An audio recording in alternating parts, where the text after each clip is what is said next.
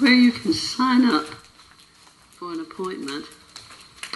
You don't have to. This is not required. I'm sorry, I have a bad throat tonight, so I'll sound a little strange. But I thought those of you who want to talk with me, and we'll have to make it 15-minute appointments. I'm sorry, I wish we could make them longer, but I've put some times down here where I can meet with you, sometimes in my office here on campus, and sometimes at the place where I live, and I'll give instructions about how to get there. This will be to talk about things in general, but about any topic that you have, that you've been thinking about for your paper. So I'm going to put these out here, and you can sign up for them after break. Now look at the sheet that's just been handed out to you. All right, sorry. Which is called a review for mid-semester exam.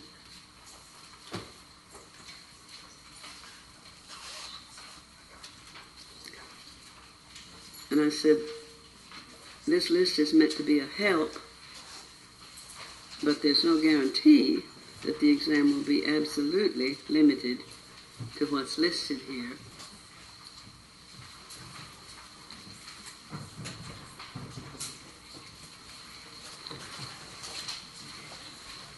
So look at this sheet, and next time, if you have any questions about any of it, we'll take some time to talk about the mid-semester exam. And I'll have the mid-semester exam with me in envelopes for you to take with you over the spring break, because next time is our last meeting before the spring break. So over the spring break, you'll need to take the exam, and the way it seems to me you can take it best will be to realize that you will be allowed 3 hours of writing time, but you can take it at separate times if you wish. That is, you can take part of it and then go out and have a cup of coffee or a hamburger or whatever, and come back and take the rest of it. So it doesn't have to be one session, but your total time should be no more than 3 hours, 2 to 3 hours on it. So we'll talk about the exam next time. You look over this sheet, and if you have any questions about any of the terms or any other aspect of this sheet, then we'll talk about it next time. And I'll have the exams in sealed envelopes for you to take with you over the spring break. Now, before we leave the idiot, let's say a few more words about that novel. Are you going to be able to hear me? It was written abroad in utter poverty. To read about Dostoevsky's life during that time is heart-rending, and illness under the most trying of circumstances. It was written, as so many novels were in those days, in installments for a journal. And just imagine the situation of knowing that you had a deadline to get in an installment on a novel, and that you began to realize you weren't going to make your deadline on it. You know, you have enough trouble with term papers. So think of, because he wanted readers, and he was dependent on readers for his income. He was desperately poor. And if his novels didn't make the journal sell, he wouldn't have any income. So he was in terrible poverty, and his wife was in the last stages of pregnancy, and he would write until 5 in the morning and sleep until noon, and then work for an hour, and then take a walk on the streets of Geneva, because he had to be away from Europe, because if he'd gone, from Russia, because if he'd gone back to Russia, they would have put him in prison for debt. So here he was, loving Russia as much as Dostoevsky did, and having to live abroad and try to write then with all the illness and all the difficulties. So he would come back then after a 1-hour walk in Geneva and work from 2 in the afternoon until 5 in the morning. And his little daughter Sonia was born at this time and just lived 3 months. And he grieved terribly over losing her, because he said she was beginning to recognize him. He was inconsolable, but he had to keep writing, for it was his only source of income, and he had taken on debts from his brother's death. He had taken on the debts that his brother's wife had. And then he had been married before, because he married a friend's wife when his friend had died in order to support her. This was when he was still on the border towns of Siberia. And so when she died, her family expected him to support them. So here he was with several families to support and no money, and his only income was writing. So he turned to gambling, desperately thinking that he might sometime win a fortune, but he invariably lost, and his situation became more miserable than before, and he was forced one time to borrow money from Turgenev, whom he despised, because Turgenev was sophisticated and Europeanized and had given up really on living in Russia ever, and Dostoevsky considered him disloyal, and besides, he was rich. Now, Dostoevsky was a brilliant man, not just a gifted one. His essays and commentary, he had edited 2 journals and had kept up for an extended period his Diary of a Writer, beginning a kind of column, as we would call it, in a newspaper, and eventually the Diary of a Writer was published as a separate piece, a separate book. But in the writing of his novels, he gave himself over completely to the creative imagination. Now, what I'm saying is that he was an intellectual.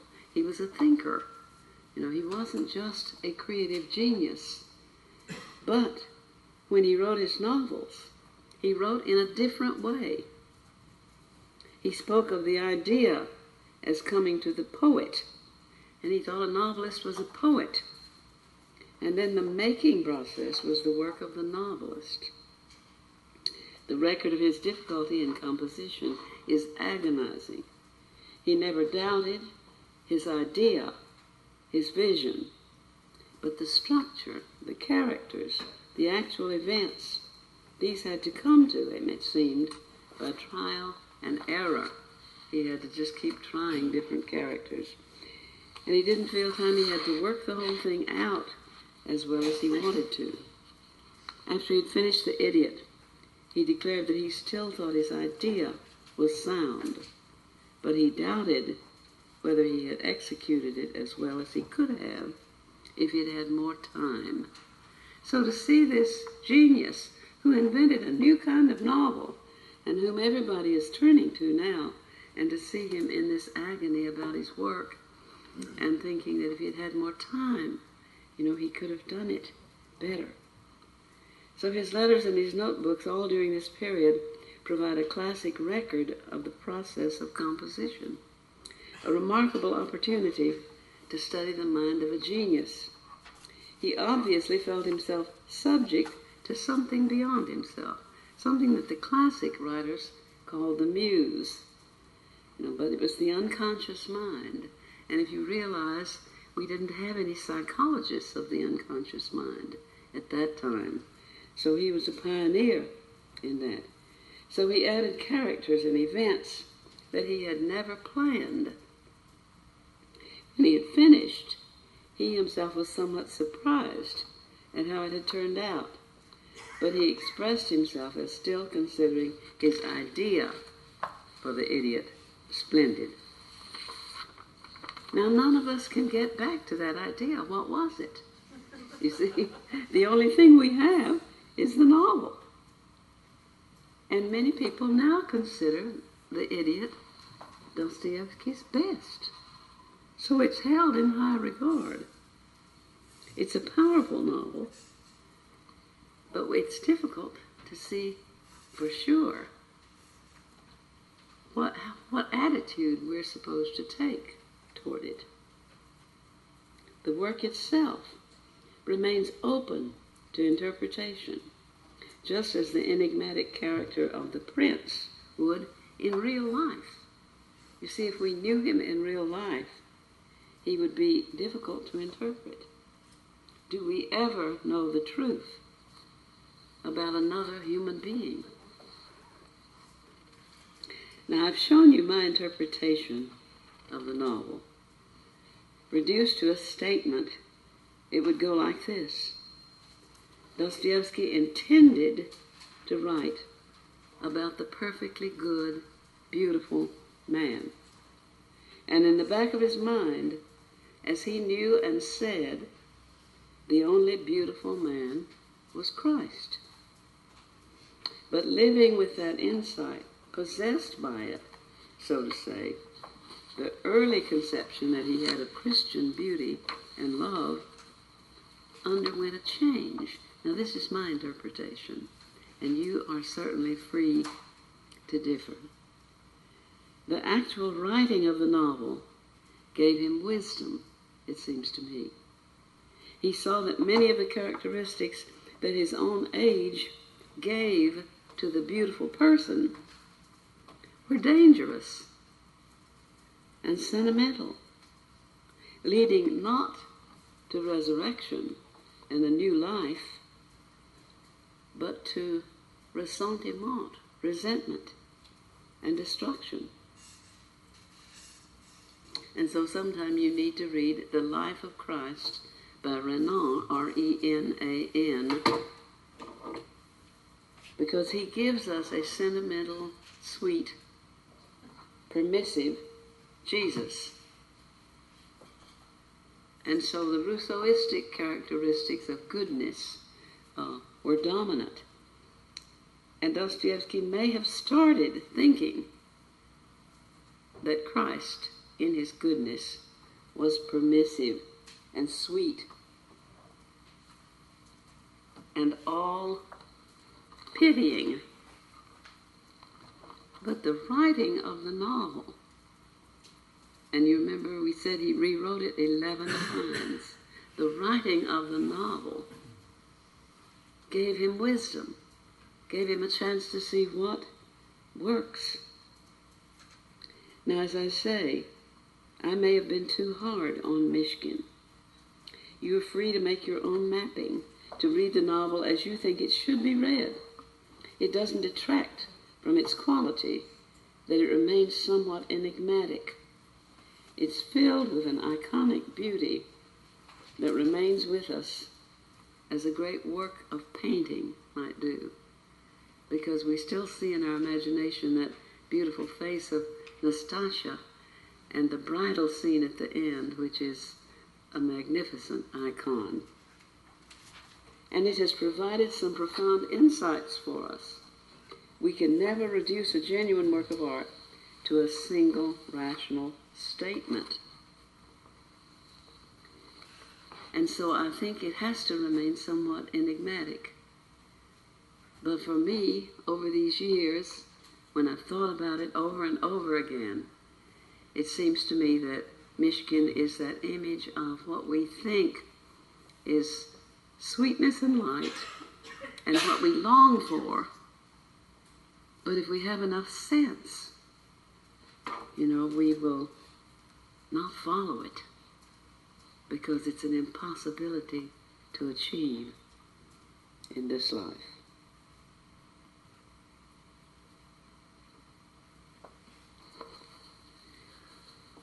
Now, Dostoevsky's devils follows closely on the heels of The Idiot. The Idiot was published in 1869 and The Devils in 1873. 4 years difference. And if The Idiot is about a missed opportunity of renewal for the city, and I think it is, then The Devils is about the rushing in of demonic forces into a stagnant community. It's about the devastation that they work, and it's about their purging. Because The Devils, though it's darker than The Idiot by far, it moves on into a purgation.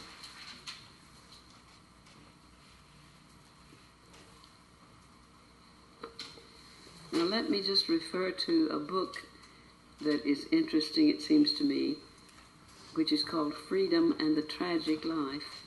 It's by a man named Ivanov, I-V-A-N-O-V, who's a poet. And he explores the mythic basis of Dostoevsky's thought. And he says the prince, Mishkin, is neither Don Quixote or the poor knight. He says this eccentric, unlike all other men, as it were, descends upon other men from unknown heights. He's like an angel come down to earth, heights that he himself can scarcely remember, and naively proclaiming his own inner law, a law that can be measured by no human standards, he meekly and joyfully carries the sign of his royal anointment, and without being recognized by men, speaks with them simply and trustfully. So Ivanov takes a very positive vision of Mishkin, but thinks he's a kind of angel that has descended to earth. This eccentric, this stranger, is no longer known to folklore as a shining god come down to earth, he says, but instead as a hero, that is to say, a godlike man who must suffer and die. So I wanted you to know that there are many very perceptive people who continue to think that Mishkin is some sort of eternal beauty, an angel-like creature. And despite the fact that your professor doesn't see him in that way, then you are free to go on with your own thinking about him. Now we need to mention Dostoevsky's notable use of ekphrasis in The Idiot, E-K-P-H-R-A-S-I-S. That means the inclusion of another work of art in an art piece in such a manner that the meaning of the containing work is affected. The term had originally meant simply description and was originally used for Achilles' shield in the Iliad. But it came to signify something more organic, such as the use that Keats makes of the Grecian urn. You know, when Keats looks at the Grecian urn, he sees on it a whole scene, a heifer being brought to the slaughter, and on the other side, a wedding feast with a flutist playing on his musical instrument. And he tells us that heard melodies are sweet, but those unheard are sweeter. So he brings that scene to life for us. And that's called ekphrasis. In the hands of a great artist, then, it has come to stand for not just a mention of another art piece, or even an inert description of it, but a real incorporation of it into the body and form of the present work. Now, we can point to the Holbein painting, of course, but there are other works of art contained in The Idiot. One thinks particularly of Pushkin's poem about the poor knight. You remember that Aglaya recites it mockingly, substituting the initials NFB, Nastasya Philippovna Barashnikov, for those referring to the Holy Mother. The fact that she's always mocking the prince indicates her attraction to him. Now I'm having us just look back for a minute at The Idiot, though I know you're full of this new novel. But I wanted us just to have a few parting remarks about the idiot. Now, what we didn't sufficiently explore in our study is what the Aglaia character and her affinity for the prince represents. She's the young ingenue. She's the young woman who's so important to a society. The cliché is a proud young lady waiting for her prince. And this is what it means, no doubt, to Aglaia. But what is it for society? Should a young woman like Aglaia marry someone like Mishkin? Or is Mishkin intended for Nastasia? Or for no one? What are the overtones generated by the novel? And what does Dostoevsky say by means of them? What is his hope for society? What about this kind of particular person, like the prince, and his efficaciousness for society? Now, there are many other allusions to other works. The use of actual historical characters, Napoleon, Madame du Barry, Schiller. Dostoevsky makes amazing inclusion of discrepant materials in his novels.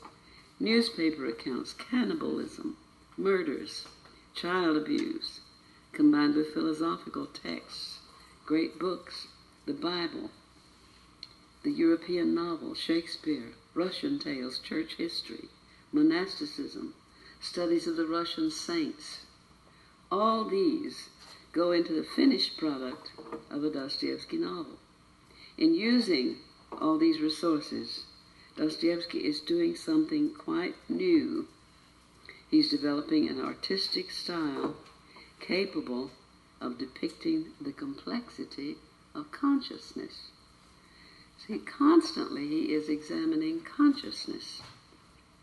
He's not being merely elusive, as later modernist writers tended to be. You know, Ezra Pound and T.S. Eliot allude to different works in the past. But theirs is just an illusion. And he is instead approaching, as nearly as possible, the way in which a reader's mind works. If the ordinary intelligent person back in Homer's day knew the myths, the royal families, the hierarchy of Olympian gods, and the stories associated with historical figures, then the modern reader's mind similarly contains snatches of all that has gone before, plus accounts in newspapers, gossip, trivia. Think of our minds today with all the media overwhelming us every hour of the day. So Dostoevsky would stop off in Geneva every day and read the Russian newspapers in a newspaper stand. He didn't buy one. And he'd read the newspapers and see what was going on. Because all of that went on in his mind along with all the other reading he had done and with all of the thinking about the profound works he had read and his constant referring to the New Testament. Now, the dominant metaphor for both the idiot and the devils is the word apocalypse. In the idiot, both Lebedev and Nastasia are students of the apocalypse. And numerous references point to apocalyptic as a guiding image for the novel, one that casts its shadow over the whole thing. Now, what exactly do we mean by apocalypse? It's a word from the Greeks, apocalypsis, meaning revelation. It's a kind of literature that foretells the end of an era, or as moderns would have it, the end times, the end of the world. And though it flourished as Jewish literature, our knowledge of it is based largely on the Apocalypse of St. John. So apocalypsis is the breaking in of the eternal upon time. Suddenly, something from eternity, breaks in upon time. And that makes it very different from prophecy. You see, prophecy is seeing toward the end of time from this vantage point. Apocalypse is coming in as a sudden burst from the eternal. So we would say then that Faulkner's vision is prophetic. He's looking far off toward the end of things, particularly in Go Down Moses. Dostoevsky's is apocalyptic. Things are breaking in from the eternal. Tolstoy's vision is prophetic. And Gogol's is apocalyptic. You know, when he says about Holy Russia there at the end, where are you going, Troika? You know, and he talks about Russia and the Troika rushing madly. You know, that's apocalyptic. Now, there's too much mention of apocalypse in The Idiot to think it a merely casual reference. And The Devils carries it out more fully than The Idiot, though it doesn't refer to apocalypse as such. But the novel you read for this evening, The Devils, goes into the desecration of Mother Earth in the mad girl, Mary,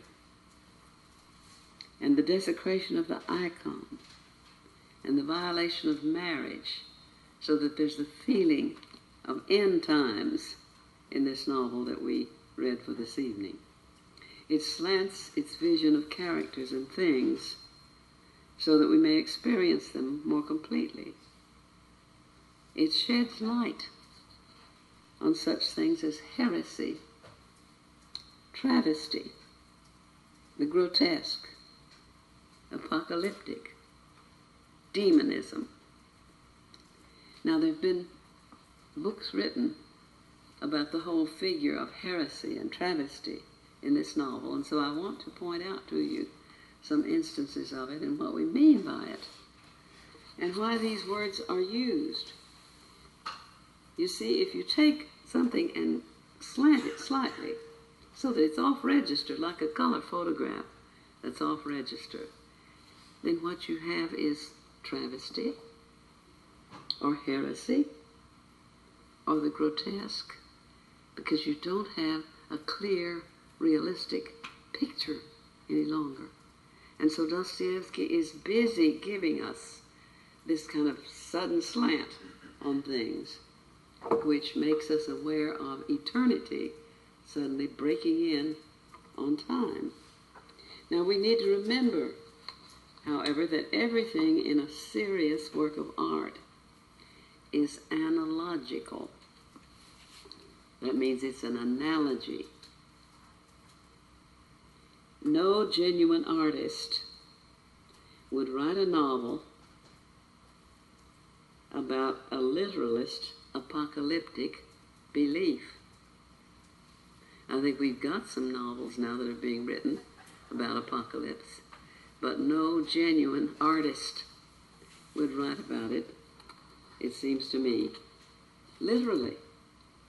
So for Dostoevsky, apocalypse is a metaphor, a symbol, an analogy for the collapse that he sees coming to an entire epoch. The epoch that we could call European, which in its decline could be like the fall of Rome. And it seems that we are witnessing something of that sort now, in our time. Now, I wanted to refer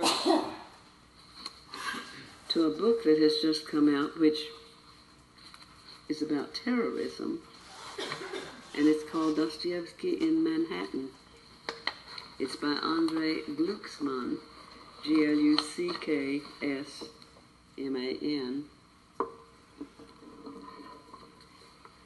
and he thinks that Dostoevsky sheds light on what happened in Manhattan and on terrorism in general. And so this is an interview with Andrei Glucksmann, And the woman interviewing him says, "Why do you return to the work of Dostoevsky to explain the terrorism of the 20th and 21st centuries?" And he says, "In Dostoevsky and Manhattan, I pose a philosophical question. What is the idea, the characteristic form of modern terrorism? And my answer is nihilism." And then he goes on to say, "My question is, what do extremist ideologies, like the communism of Nazism of yesteryear and the Islamism of today, what do they have in common? After all, they support ostensibly very different ideals. The superior race, mankind united in socialism, the community of Muslim believers. Tomorrow it could be altogether different ideals. Some theological, some scientific, others racist, but the common characteristic is nihilism. The root element is the attitude that anything goes, particularly when with regard to ordinary people. I can do whatever I want, without scruples." Goering put it like this: "My consciousness is Adolf Hitler." Bolsheviks said, "Man is made of iron." And the Islamists, whom I visited in Algeria, said you have the right to kill little Muslim children in order to save them. And then the interviewer says, "And this took you back to Dostoevsky?" And he says, "It's the highest achievement of Russian literature, in particular, that it has revealed this kernel of human experience in which everything is allowed." In Dostoevsky's The Possessed, there are atheists and believers, a figure like Shatov, for example, who have very different outlooks on the future, but they share one thing in common: the right to kill, to burn, to overturn, in order to achieve tabula rasa, a blank chart, a new start.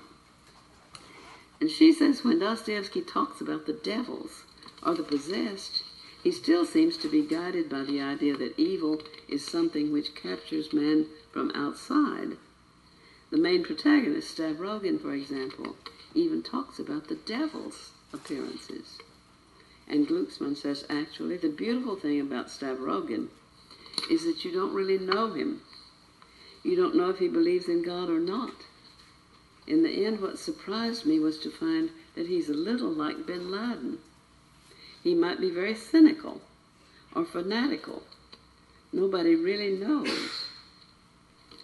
And he goes on and says, the inner nature of this nihilistic terrorism is that everything is permissible, whether because God exists and I'm his representative, or because God does not exist and I take his place. This is what I find so impressive about Dostoevsky. He is a secret, a riddle.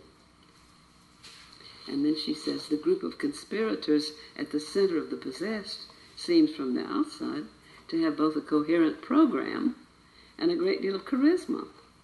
From the inside, on the other hand, all that remains is a fascination with destruction.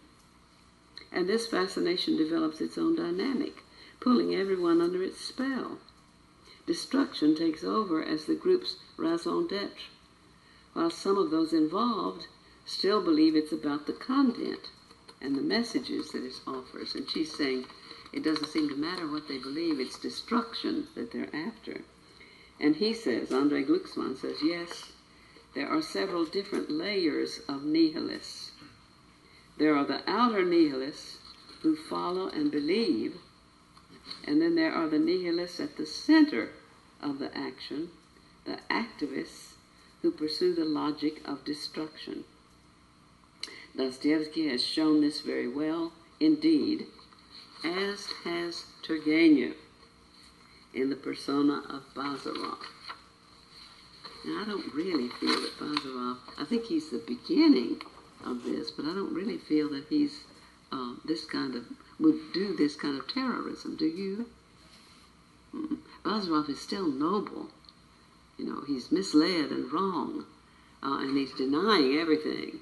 But it takes the next generation, it seems to me, to go on from his having destroyed universals, because that's what he's trying to destroy, is the universals. And it takes the next generation to go on to make our really destructive characters. Well, I just wanted you to see that people are talking about Dostoevsky now and his message, his understanding, and it's on both sides. You see, that is people who are, we would say, non-believers, are still seeing that Dostoevsky has an extremely acute insight into the way a culture works and the stages that come, and they see him as predicting what has happened in our own time. Now, once Russia joined Western modernity, there was no turning back. And so that's why it seems to me this study of these Russian novels is so important. You see, because we're seeing this going on all over the world today, and we marvel at what violence it causes, you see, but I think we can study it in Dostoevsky because the Russians were a settled, traditional society before Peter opened the window to the West. And so it's a model then, and it makes us see the violence that's generated by ideas. Now, in this novel you read for this evening, the demons, the devils, are ideas. See, what we see in this novel is that when an individual breaks loose from the whole of society, because, you see, I don't imagine you really believe that we are a part of each other, you see, but it's only the moderns that have developed this idea of the individual so fully that we really think, I am me, I can do what I please. You know, I have my rights, you see. And so what that makes is just a collocation of atoms, you know, in which no one is going to agree with anyone else, and there will be no coherence. And so what Dostoevsky saw, you know, was this extreme busyness of a world in which all of these atoms, thinking they are absolute, each one, and that whatever you do doesn't affect anyone else, that you have the right to do whatever you please. And so once that happens to Sobornost, you remember I told you in the beginning that the Russians had this concept of togetherness, you know, and they call it, see, still, they tend to call each other uncle or brother, you know, or grandfather or whatever, because there was that familial relationship in the whole society.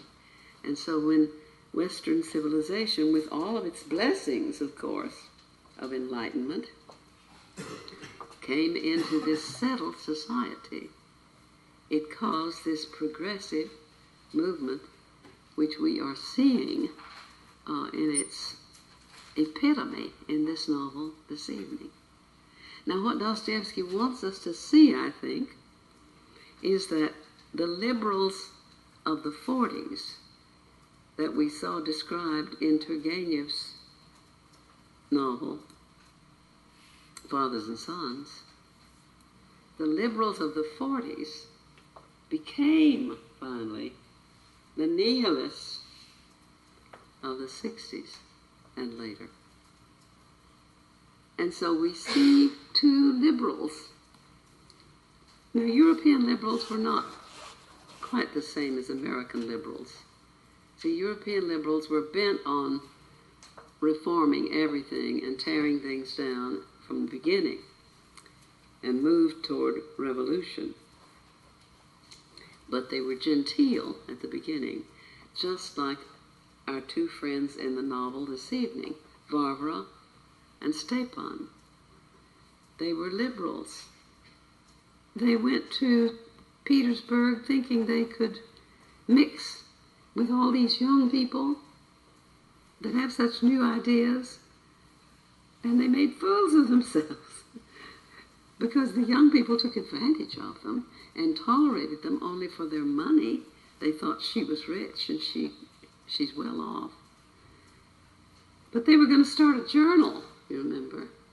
And the young people thought they would run it. They would take it away from Stepan and Barbara. And so pretty soon, this ridiculous couple come back to their small town and settle down.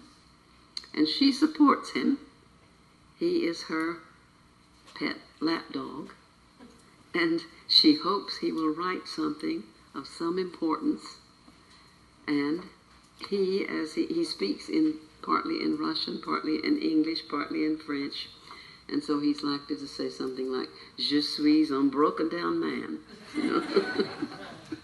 So he's very much aware that he thinks he's a genius, you see. But he thinks he's dangerous. And that the government is after him because he wrote this poem that is so daring and so brilliant and so revolutionary. And nobody can make heads or tails of the poem. You know, it's a romantic kind of mishmash. So this is what we have in this novel. We have satire. We have all kinds of disjunction.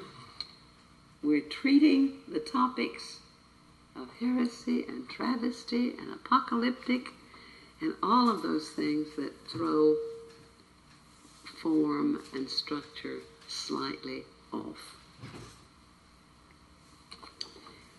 Now this might be a good moment then to speak of what we mean when we say that Dostoevsky is prophetic. It may seem sufficient to say that he predicted the 20th century with its dictatorships, its abuse of freedom, its turn to totalitarianism, which was something that even the worst tyranny under the czars never attempted, because totalitarianism stood for thought control. You're not allowed to think what you would, and no czar ever attempted that kind of tyranny.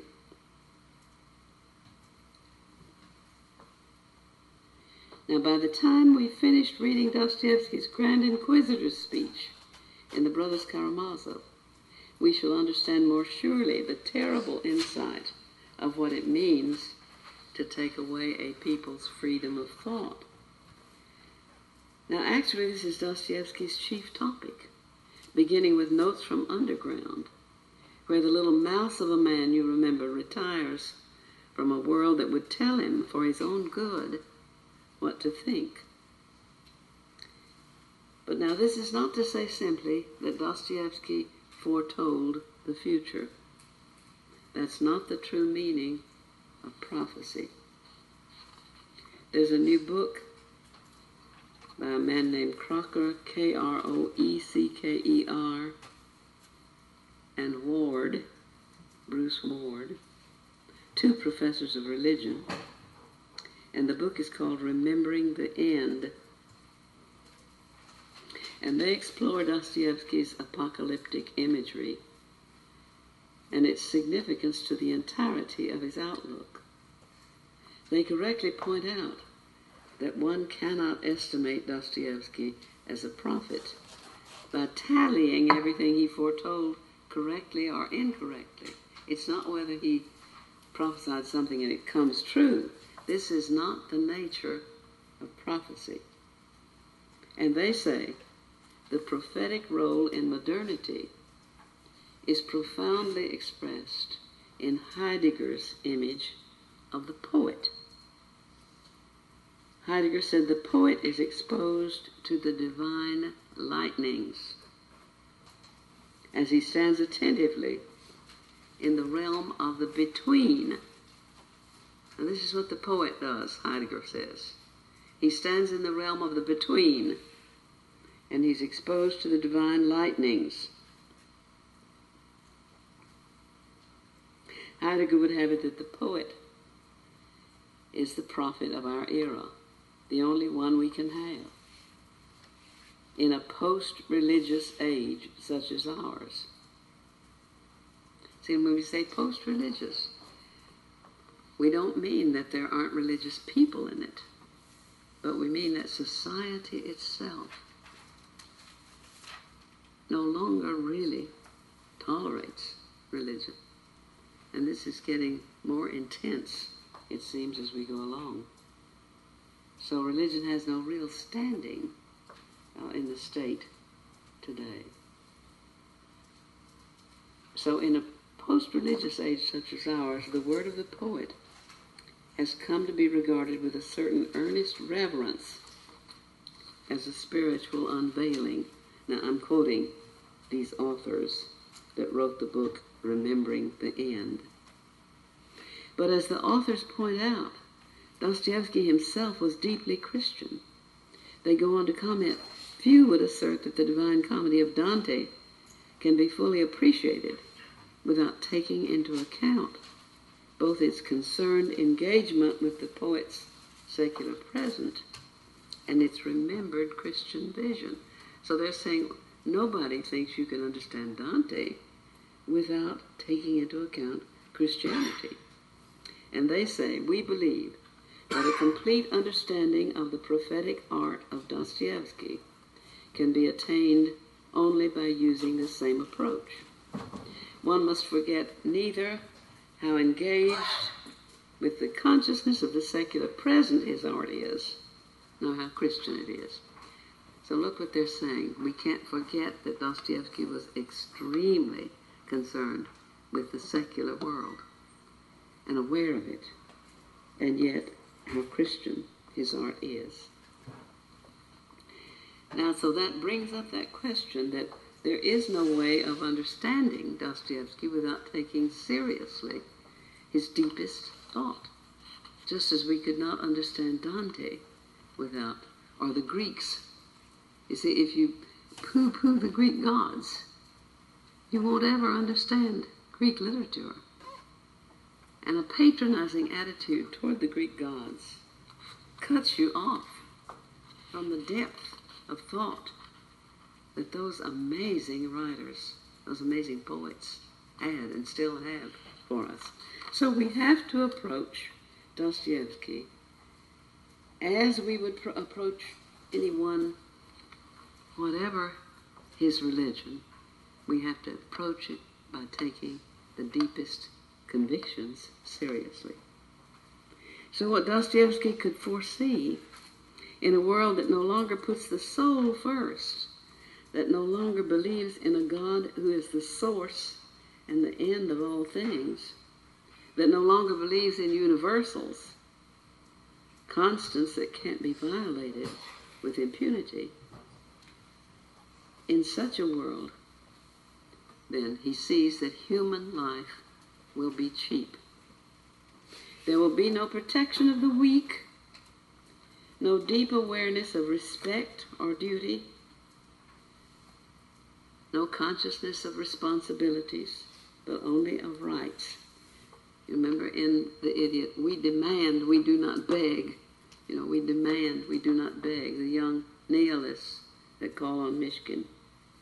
There will be only the selfish search for human happiness, which will be mistakenly located in the acquisition of things and in self-esteem. Now this is what Dostoevsky is saying to us, that if it goes on progressively the way it was going in 19th century Europe, with individual rights being the most important thing, then there will no longer be any awareness of respect or duty or responsibilities. And so this moral and spiritual breakdown will inevitably, he would say, lead to an apocalypse. But you remember that I'm saying he's not speaking literally. This is his metaphorical vision of the spiritual condition of Western human beings. Now, after the inroads then made by Westernization, the Russian mind was obsessed with apocalypse. Remember the bronze horseman chasing after the poor government clerk. That's a kind of an apocalyptic image. And remember Gogol's Troika, which became for Russians signs of apocalypse. So we have to understand then that that image hangs over this novel this evening.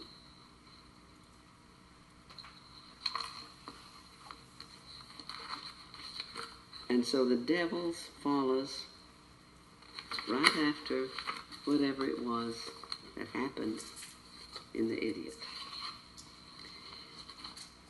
So this novel that we're taking up this evening, The Devils, although it was first translated into English as The Possessed, has been thought until fairly recently to be primarily a political tract, a piece of journalistic writing based on the sensational.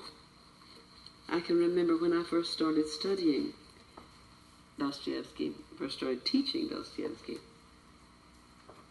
The Devils was thought to be a lesser novel. I knew it wasn't. As soon as I read it, I was amazed. But it was taken as just a kind of political tract, because that's what Dostoevsky had in mind when he first started writing it. But it turned into something else. And it turned into something else that came finally to murder, child abuse. Nobody had written about child abuse before Dostoevsky. See, it was a subject that no one would dare touch. And of course it got his work in trouble with the censors, both the censors from the Tsar and the censors from the critics. And the chapter that deals with child abuse is still printed at the end of your book instead of where it belongs. And he deals with the overthrow of government and the destruction of a city. But now look at your editor's comments.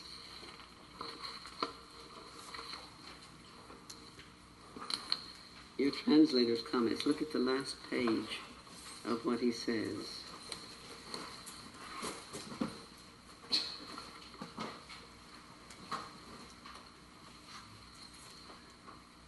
And this is the attitude that I think so many scholars take to Dostoevsky still. He says Dostoevsky's spite and hatred not only of his opponents, but also of all imaginary enemies of Russia, was perhaps entirely in harmony with his religious obsessions. In The Devils, he was not able to overcome them. And this is a serious blot on a novel which, in spite of its structural and artistic blemishes, possesses a tremendous vitality, as well as numerous as moments of great tenderness.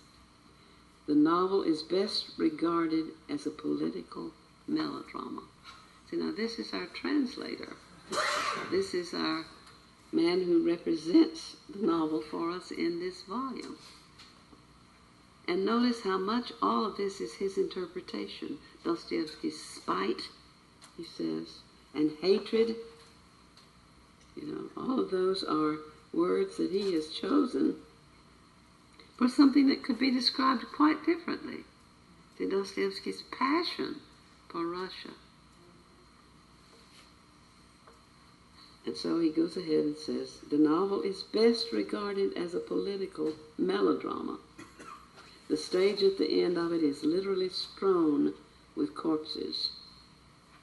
It would be absurd to take Dostoevsky's political views seriously, but it would be no less absurd to overlook his moments of great inspiration, his amazing insight into the human heart, and his shattering criticism of those aspects of man's character which profoundly affect human thought and behavior. So he thinks he gets by with it, you see, by saying, just as it would be absurd to take his political thought seriously, it would be absurd to neglect his genius, his real talent. So I'm hoping to live long enough to see the end of that kind of comment about Dostoevsky, because it is so biased and so bigoted. And it takes the passion of a genius, see, and looks at it as something sinister. Now, there's no doubt that Dostoevsky was a passionate man, a difficult man, because he was so desperately poor and had to live away from Russia, and he felt strongly about Russia, and he came to despise Turgenev because Turgenev, he thought, had become Europeanized and had given up being a real Russian, and yet pretended sentimentally to be a Russian. And so we have a caricature of Turgenev in this novel. Karmazinov is a caricature of Turgenev. And so certainly Dostoevsky was a spirited man and did some things that were not nice, but he was a deeply moral man, a deeply believing Christian, and a genius. And this novel is not just a political tract. Mm-hmm. Wouldn't it make you suspicious of his translation?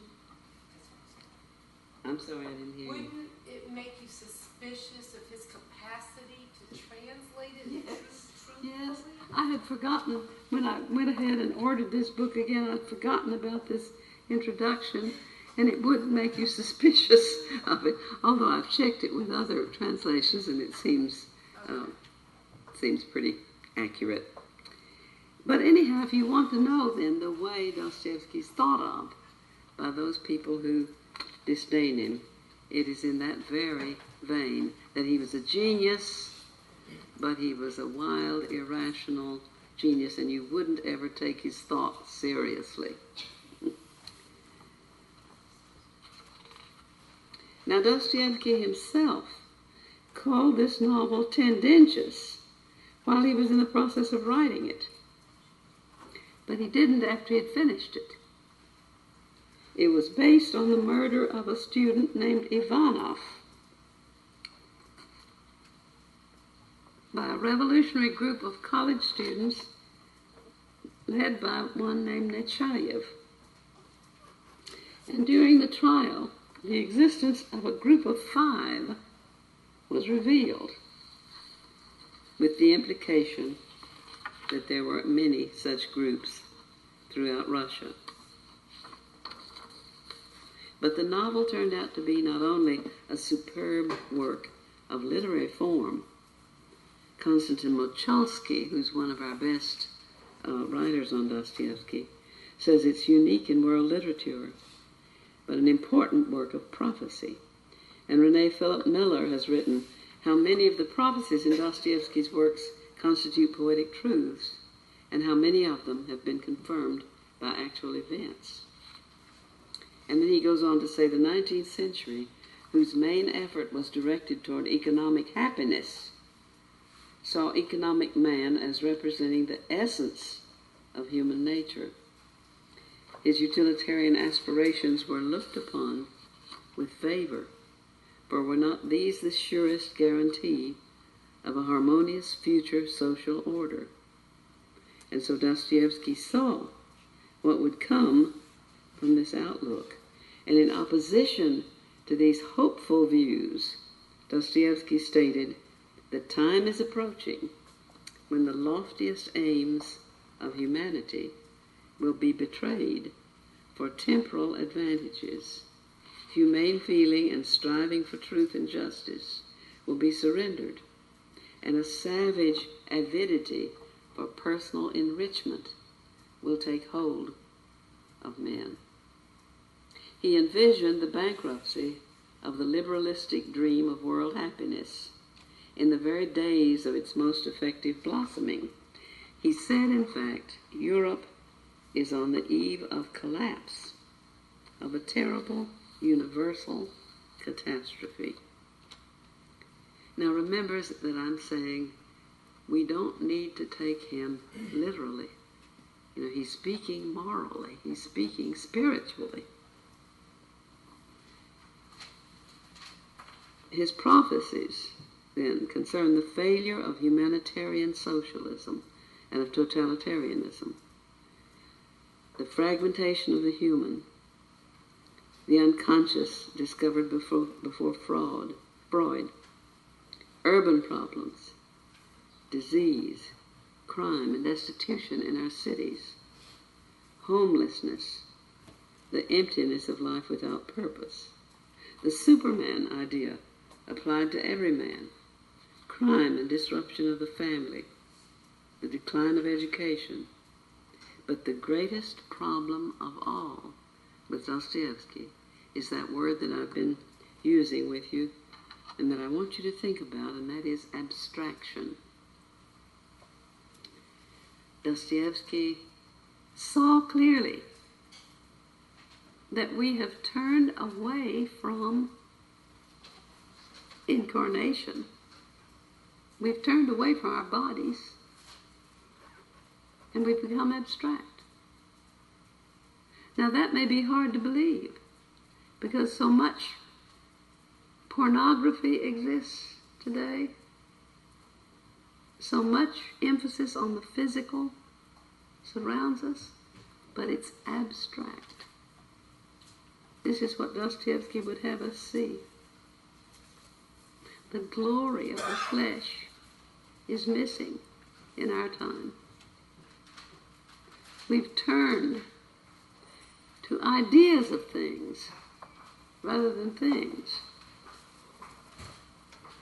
Now, this topic has been written about by numerous people. I think of Faulkner and the Southern writers who saw this happening, and they too came from an agrarian world where people had contact with actuality. And so we have to think about what this kind of abstraction means. Jonathan Ransom called it the loss of the world's body.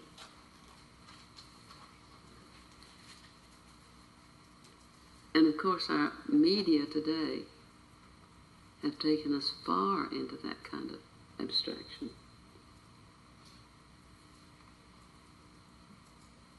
One thing we have to remember, however, is that the prophetic message always has at the end of it, and unless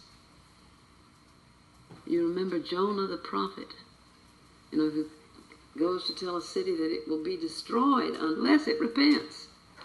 Now Jonah doesn't want it to repent, because he wants it to go ahead and be destroyed. And when it does repent and God forgives it, Jonah is angry, you remember? So remember that a prophetic message always has that hidden unless to it. And this is why writers write in the way they do, because they think that unless is powerful. So Dostoevsky offers an alternative in his novels.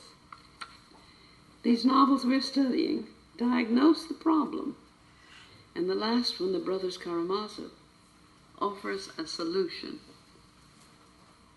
In that novel, he has a strong heroic figure to offset the figure of his incomplete heroes. Now look at his incomplete heroes: the underground man, Raskolnikov in Crime and Punishment, Mishkin, Stavrogin, and culminates finally in Ivan Karamazov. All of them deracinated, rationalistic, alienated from the earth, abstract. But he has other characters in the brothers. And he has a radiant defense of the body, the wholeness of a human person, and of the power of what he calls active love. Now, earth as a symbol for Dostoevsky is not literal earth, as Russia is not limited to its literal meaning. When he thinks about saving Russia, he means mankind. We're all Russians when we read Dostoevsky's novels.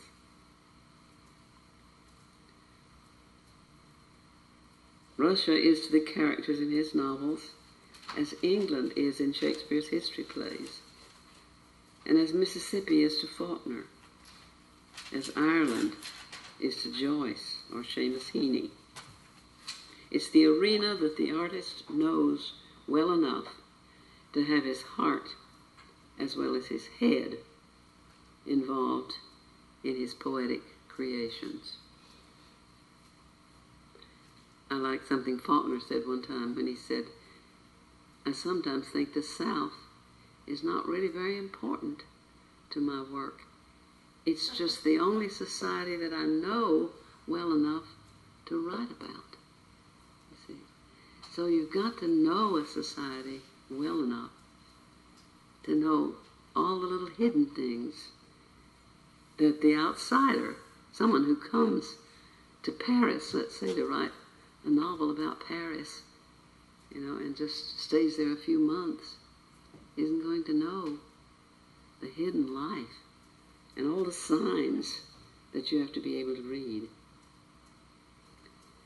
So when we think about Dostoevsky's being so rabid about Russia, well, as a man he was, but as a writer, he was writing about humankind.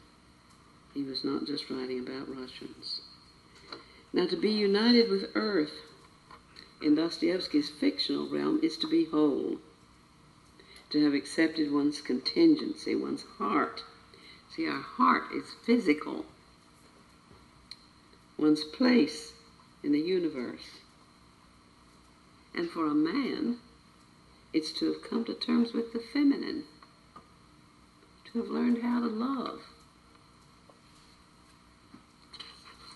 which Mishkin never really did, and which Stavrogan is unable to do, though he has made love to every woman in this novel except Varvara and the governor's wife.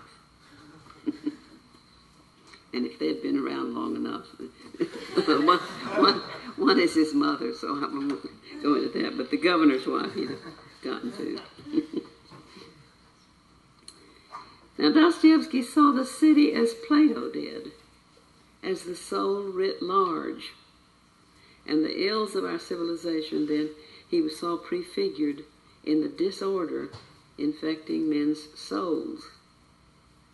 In The Idiot, one has a profound sense of anomie, A-N-O-M-I-E, which means a kind of dwindling down and a loss of life spirit. A loss of spirit, boredom among a whole people, A-N-O-M-I-E, a cultural decline, a winding down that causes all its operations in a culture to lose energy. And he sees that happening. Wrong ideas, too much separation between thought and actuality, the loss of the world's body, has rendered the human soul incapable of action. Now, the action of the devils follows immediately after whatever tragic catastrophe, whatever immolation it is that occurs in The Idiot. What died in The Idiot is the beauty of the incarnation that has traditionally been expressed in the icon. And it's now cut off from grace and irreparably wounded. The strong pagan culture represented by Rogozhin has become wildly erotic and violent and will be enslaved and sentenced to hard labor. Something of old Russia will survive in the little people, but we've lost the heroic. Now, Dostoevsky began The Devils, or The Possessed, as a pamphlet novel. And as I say, it was concerning the murder of the student that he read about in the paper. But it grew under his hand, and as always in his thinking, the polarities of the subject generated doubles. And finally, the appearance in his imagination of a totally new figure, Stavrogan, which changed the novel's direction. The novel was intended originally to be a commentary on the liberals of the 40s and their sons, the nihilists of the 60s. And various figures from the Russian literary political scene remain in the novel, but all has been transformed so that it possesses that universality which makes it no longer a mere political treatise. Constantly, in Dostoevsky's imagination during this time was running the idea that he intended to be the crowning work of his life, and it was to be called The Life of a Great Sinner. He kept thinking about that. He kept wanting to write about the life of a great sinner who would repent. Now, The Devils turns out to be one of Dostoevsky's most profound, most metaphysical, and most disturbing novels. It's the novel that Malcolm Muggeridge, when he visited UD in the 70s, said should be read by every thinking person in our day.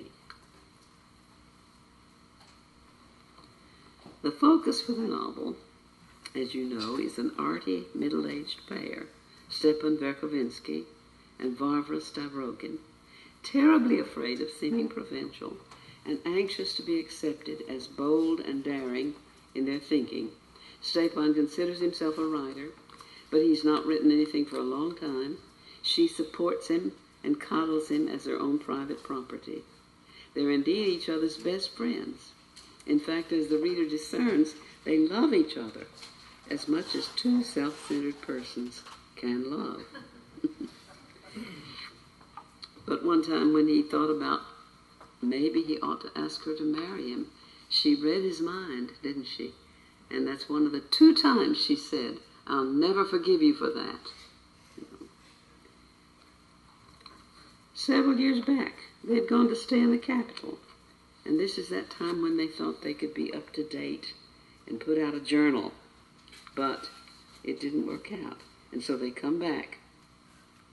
And Auntie takes care of him and coddles him, pretends he's a great writer, and at times treats him as though he's a child. The narrator of the novel, Anton Guvarov, is a member of Stepan's circle, a circle that meets frequently and pretends to be a group of dangerous freethinkers. Stepan considers himself a wanted man by the government, since in his youth he wrote what he considered to be a daring poem. The narrator, gradually throughout the poem, becomes more involved in its action. The genius of this novel, I think part of the genius is in this narrator. And we have to see him gradually become more involved and interpret things and finally take part in the action itself. All right, I think it's time for you to take a break.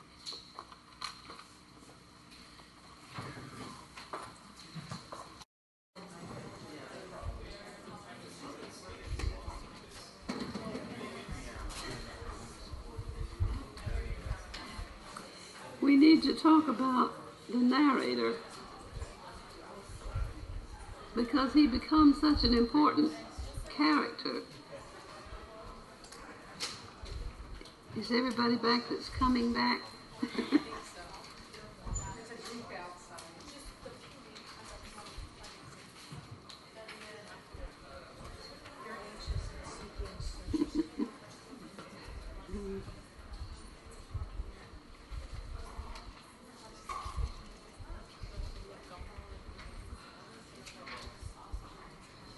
It takes us a while to find out what his name is. Anton. And then it's G blank V.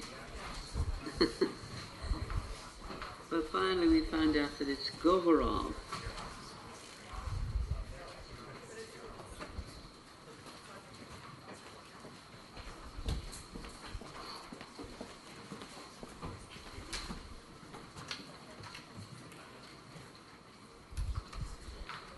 All right, let's talk about Anton.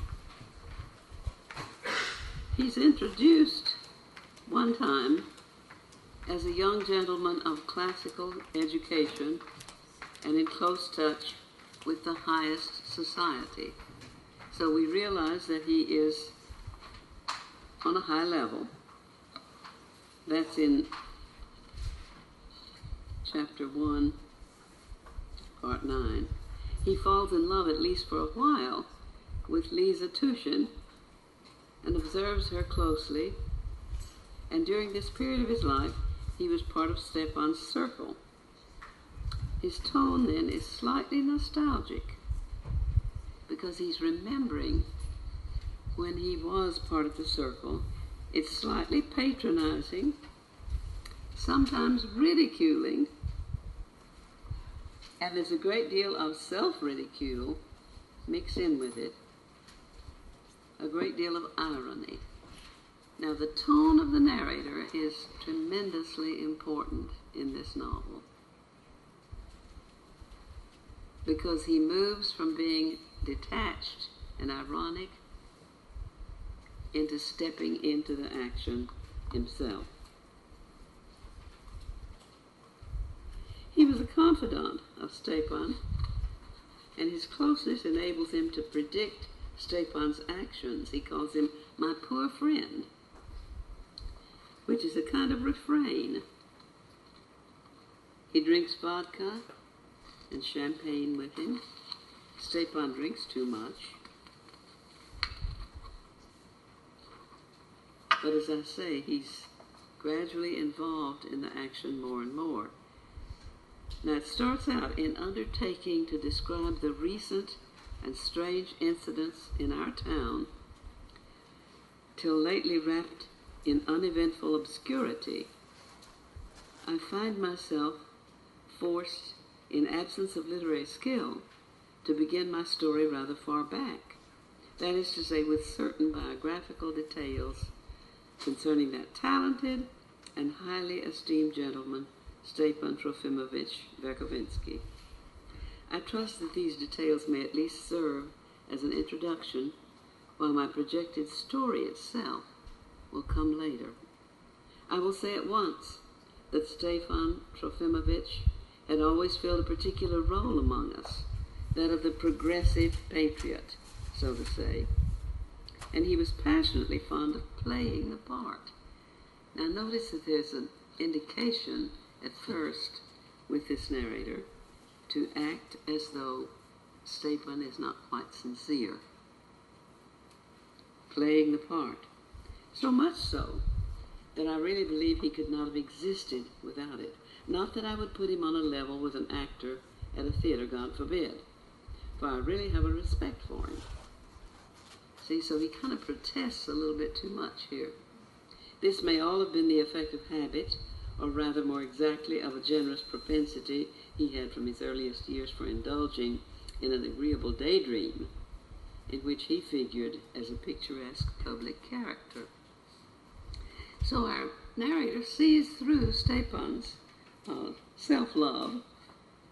He fondly loved, for instance, his position as a persecuted man, and so to speak, an exile. There's a sort of traditional glamour about those two little words that fascinated him once for all, and exalting him gradually in his own opinion. See, gradually Stepan has gotten more and more exalted, thinking that he's more and more dangerous, that the government is more and more after him. Raised him in the course of years to a lofty pedestal, very gratifying to vanity. So all of this is satirical and comic. In an English satire of the last century, Gulliver, returning from the land of the Lilliputians, where the people were only 3 or 4 inches high, had grown so accustomed to consider himself a giant among them, that as he walked along the streets of London, he could not help crying out to carriages and passers-by to be careful and get out of his way, for fear he should crush them, imagining that they were little and he was still a giant. So that applies to Stepan, and he's implying then that Stepan overestimates his own magnitude and thinks he's a giant among Lilliputians. He was laughed at and abused for it, and rough coachmen even lashed at the giant with their whips. But was that just? What may not be done by habit?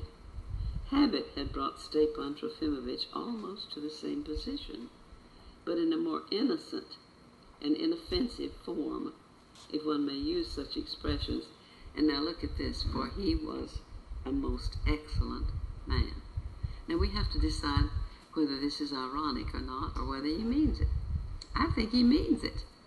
See, I think he means it despite all his vanity, despite the fact that he overestimates his own stature.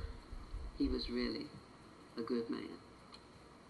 But now you have to decide, because we have to see how much irony is in it.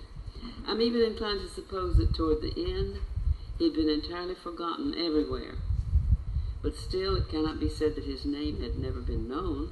It's beyond question that he had at one time belonged to a certain distinguished constellation of celebrated leaders of the last generation. So at one time, he had some promise as a literary man, but he's probably been forgotten now.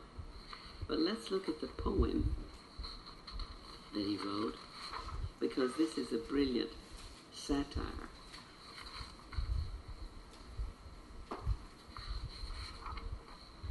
Some lofty and exceptionally noble idea was maintained in it anyway. It was said afterwards that the continuation was hurriedly forbidden, and even that the Progressive Review had to suffer for having printed the first part. Now go on and let's see where he describes the poem. I find it difficult to describe the subject, for I really do not understand it. It's some sort of an allegory, in lyrical dramatic form, recalling the second part of Faust. The scene opens with a chorus of women, followed by a chorus of men, then a chorus of incorporeal powers of some sort, and at the end of all, a chorus of spirits, not yet living, but very eager to come to life. All these choruses sing about something very indefinite, for the most part about somebody's curse, but with a tinge of the higher humor. But the scene is suddenly changed. There begins a sort of festival of life, at which even insects sing. A tortoise comes on the scene with certain sacramental Latin words. And even if I remember aright, a mineral sings about something that is a quite inanimate object. In fact, they all sing continually, or if they converse, it's simply to abuse one another vaguely, but again with a tinge of higher meaning. At last the scene is changed. A wilderness appears, and among the rocks there wanders a civilized young man who picks and sucks certain herbs. Asked by a fairy why he sucks these herbs, he answers that conscious of a superfluity of life in himself, he seeks forgetfulness and finds it in the juice of these herbs, but that his great desire is to lose his reason at once, a desire possibly superfluous. Then a youth of indescribable beauty rides in on a black steed, and an immense multitude of all nations follow him. The youth represents death, for whom all the peoples are yearning. And finally, in the last scene, we're suddenly shown the Tower of Babel, and certain athletes at last finish building it with a song of new hope. And when at length they complete the topmost pinnacle, the Lord of Olympia, let us say, takes flight in a comic fashion, and man, grasping the situation and seizing his place, at once begins a new life with new insight into things. Well, this poem was thought at that time to be dangerous. Last year I proposed to Stepan Trofimovich to publish it on the ground of its perfect harmlessness nowadays, but he declined the suggestion with evident dissatisfaction. He wants to think it's dangerous still, and it's an insult to him to think the poem is harmless. My view of its complete harmlessness evidently displeased him, and I even ascribed to it a certain coldness on his part, which lasted 2 whole months. Now, one scholar, Michael Katz, at Middlebury College, has traced down the origin of that poem, and it's a parody as a work written in 1837 entitled Potpourri, Potpourri, or Ask for What You Want, by the eccentric figure Vladimir Pechorin, 1885. The central part of the work, called The Triumph of Death, was first published by Alexander Herzen, and first it constitutes a brilliant parody of romantic idealism of the 1830s, and second, it's a display of the Dostoevskian humor at its most delicious and vicious. And third, it provides an early and often overlooked outline of the main religious theme of the entire novel. So, this man, Michael Katz, who is a Dostoevsky scholar, thinks that it prophesies the conclusion of the novel. In other words, that this young man who eats these herbs, and all of that, seems to represent death, and that the novel follows out this pattern.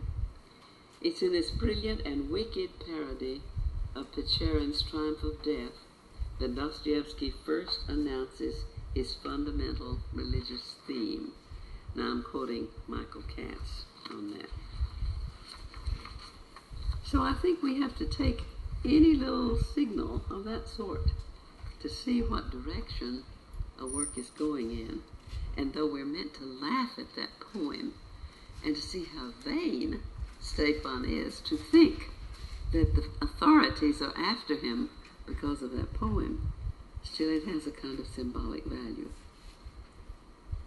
All right, the general decay of ideals, the chaos of the times. People are astir without knowing what they're agitating for. They come together in great groups to protest. They know not what. They're founding organizations without aims or purpose. They turn from one cause to another. And so Stepan and Varvara are the symbols for the liberals of the 40s. She is the figure of what Mother Russia has become, because she is important in this novel for her motherhood, really. And Mother Russia, see, that earthy, profound, magnificent, symbolic figure, has been reduced to this woman who has a big heart, as we'll find out, but who is cut off from the deepest aspects of life. And that Stepan is the reduced figure of the intellectual and spiritual tradition of Russia, watered down by European romanticism into something ineffectual and impotent. So these two figures, we've talked about before the fact that the archetypal plot seems to have a huge masculine and feminine presence to it, and that the hieros gamos, the sacred marriage, you see, is what society, what culture yearns for, the marriage of earth and sky. But what we have here is a couple who will not marry, a couple who are best friends, but they're both a little bit silly. They've let themselves be shallow. And so we have to see, I think, their symbolic value in this novel. Her son and the other pupils that Stepan teaches are all damaged. Now, in one way, if I had to say this novel is about anything, any one thing, I would say it's about education. Because what we have in the figure of Stepan is a bad teacher. All of these young people are his pupils. What does he teach them that damages them so much? He teaches them an idealism that doesn't apply at all to reality. He teaches them a romantic ideal of classical beauty,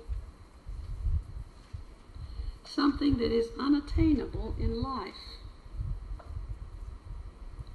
a perfection that is damaging to their hearts and their imaginations. And all the young people in this novel have been Stepan's pupils. Turn to page 51.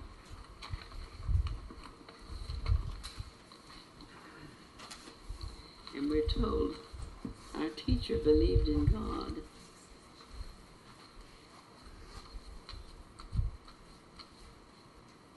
But look how he puts it.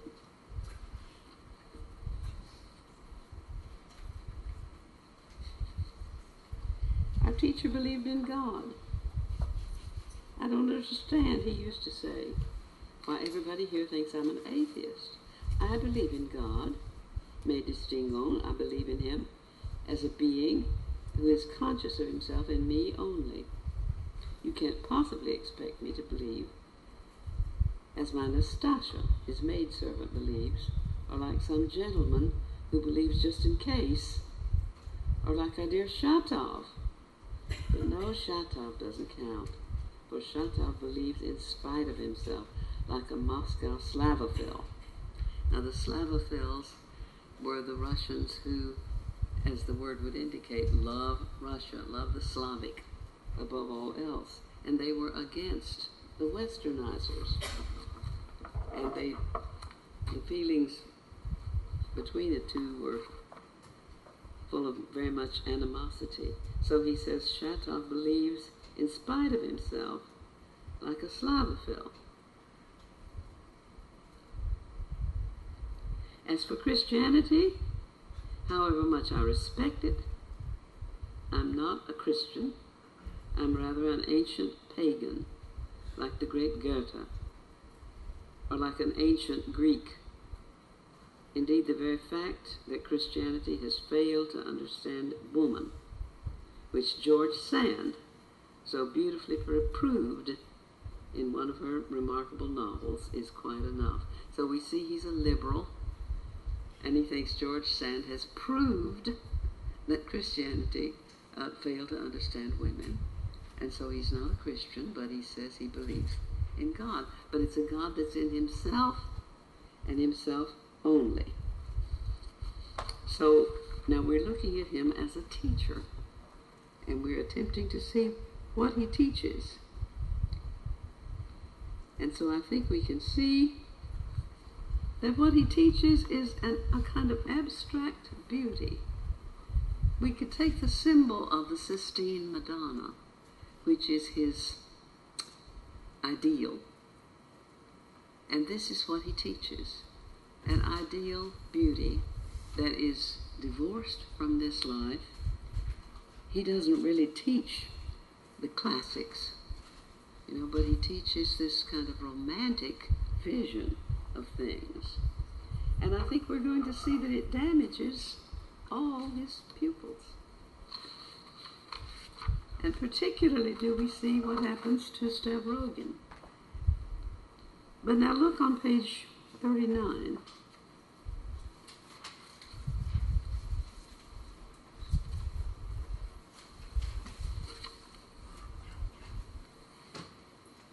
And Stepan, when he left Petersburg,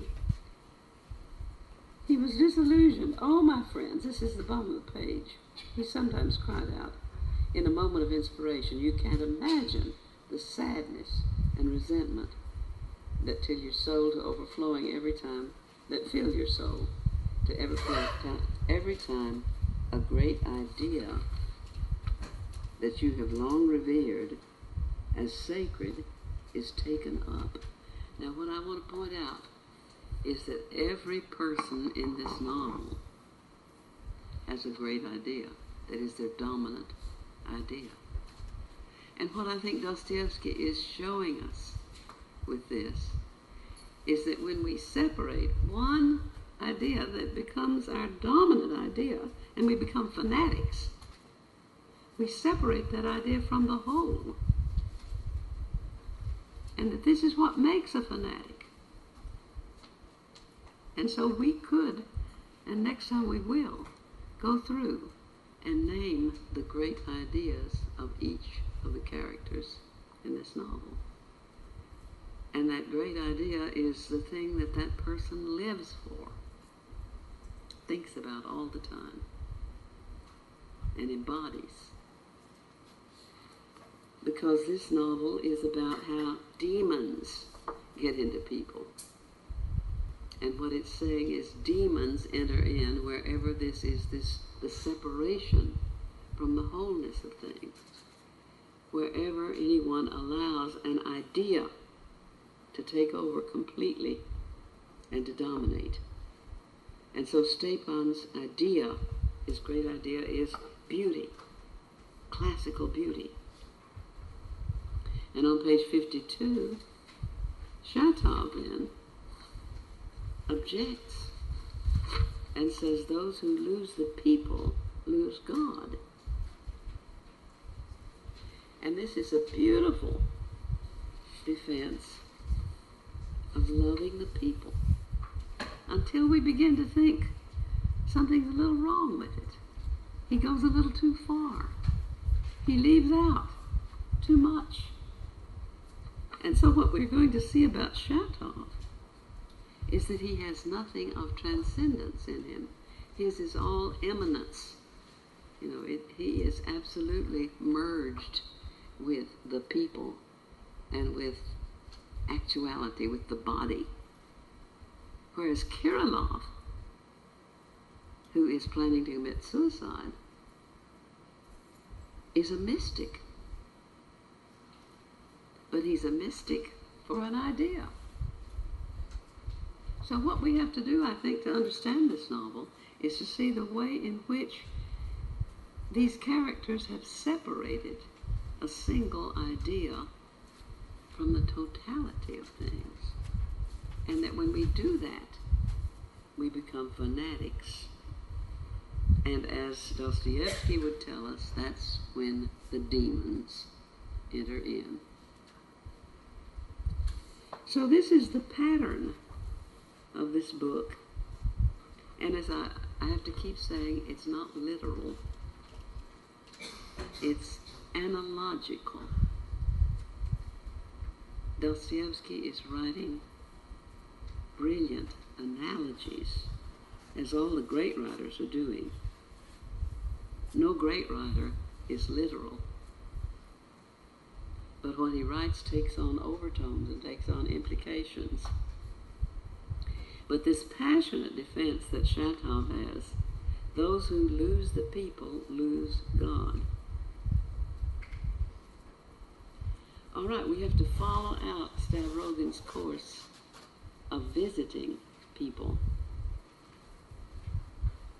He goes to visit Lisa, the mad girl. He goes to visit Shatov. No, Lisa's not the mad girl, I'm sorry. Excuse me. But he does go to visit Shatov's wife, the mad girl, Mary.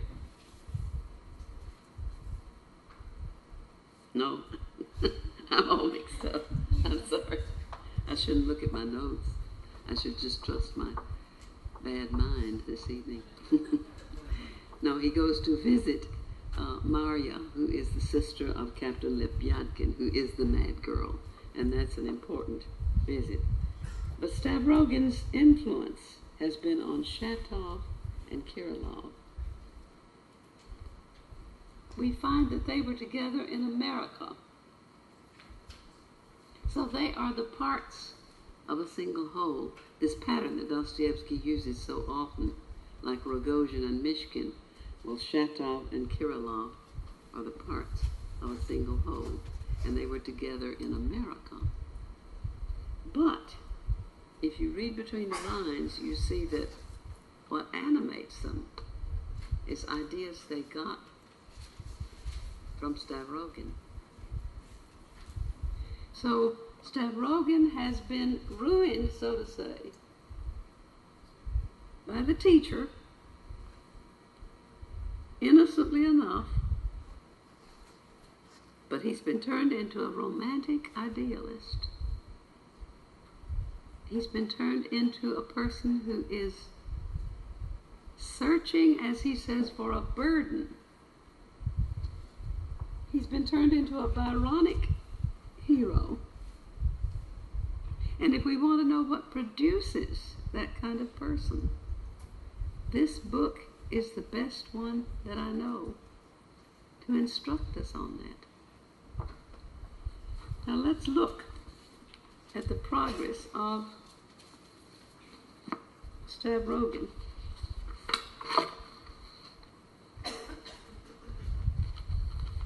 This is page 53. There was another being in the world to whom Varvara Petrovna was as much attached as she was to Stepan Trofimovich, her only son, Nikolai. I see.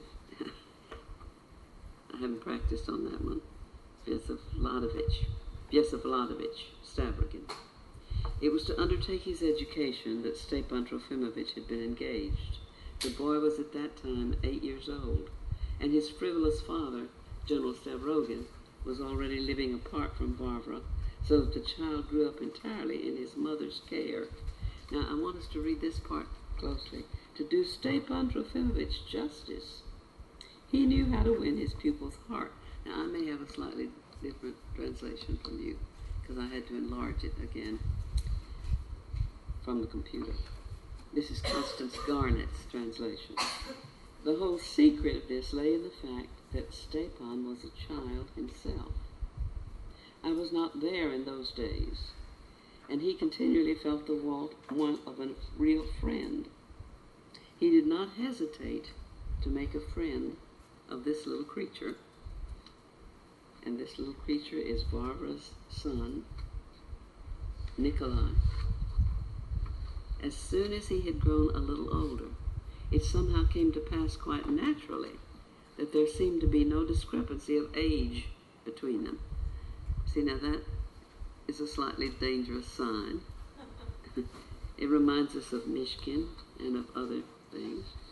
More than once he awakened his 10 or 11-year-old friend at night simply to pour out his wounded feelings and weep before him, or to tell him some family secret without realizing that this was an outrageous proceeding. Now, the person that calls it an outrageous proceeding is our narrator, so this is all being interpreted. They threw themselves into each other's arms and wept. The boy knew that his mother loved him very much, but I doubt whether he cared much for her. She talked little to him and did not often interfere with him, but he was always morbidly conscious of her intent, searching eyes fixed upon him. Yet the mother confided his whole instruction and moral education to Stepan Trofimovich. Now what the narrator is saying is this mother would have done anything for her son. She adored him, and yet she confided his whole instruction and moral education to Stepan Trofimovich. Now, I don't think there is anything sinister here. I don't think there's any child abuse. I want us instead to see what the wrong kind of education, the wrong kind of sentimental, romantic education can do to a person. I think that's what this is about. At that time, her faith in him was unshaken. One can't help believing that the tutor had rather a bad influence on his pupil's nerves. When at 16, the boy was taken to a lyceum, he was fragile looking and pale and strangely quiet and dreamy. Later on, he was distinguished by great physical strength. One must assume, too, that the friends went on weeping at night, throwing themselves in each other's arms, though their tears were not always due to domestic difficulties. Now, what is he hinting at there? Stepan Trofimovich succeeded in reaching the deepest chords in his pupil's heart and had aroused in him a vague sensation of that eternal sacred yearning which some elect souls can never give up for cheap gratification when once they have tasted and known it. There are some connoisseurs who prize this yearning more than the most complete satisfaction of it, if such were possible. But in any case, it was just as well that the pupil and the preceptor were, though none too soon, parted. For the first 2 years, the lad used to come home from the Lyceum for the holidays, while Varvara Petrovna and Stepan Trofimovich were staying in Petersburg. He was sometimes present at the literary evenings at his mother's. He listened and looked on. He spoke little and was quiet and shy as before. His manner to Stepan Trofimovich was as affectionately attentive as ever, but there was a shade of reserve in it. He unmistakably avoided distressing, lofty subjects or reminiscences of his past. By his mother's wish, he entered the army on completing the school course and soon received a commission in one of the most brilliant regiments. All right, now what has happened thus far is that we're told that the teacher and the pupil shared a kind of romantic dream of beauty, and that they wept together, and that Stepan confided his deepest sorrows to this young boy, that they were frequently getting up in the middle of the night and throwing themselves at each other's arms, that after the boy began to grow up, that he was strangely quiet and dreamy, and that when he came back from school, he was kind of embarrassed and didn't seem to want to resume his relationship with Stepan. Now, we in the 21st century, we could be cynical and think that there was some kind of child abuse that went on here. I don't think we're meant to. Dostoevsky deals with that later on with another character, but it seems to me that what he wants us to see is that this kind of sentimentality, this kind of grown-up sharing romantic dreams with a child is extremely bad for the child. And then we'll have to see that every pupil that Stepan has taught has some kind of aberration. Life doesn't satisfy them. They're looking for something that they don't find in life. And so it seems to me that it's enough to think that this kind of romantic dream of things given to a young person too soon, the whole tradition is not being taught to the young person, but a romantic dream that is deracinated and not in touch with what Dostoevsky would call earth, deranges the young people and ruins their lives. So all the ones that Stepan has taught had been affected adversely by his teaching. We're told that when the boy comes back from school, there was a shade of reserve in the way he treated Stepan.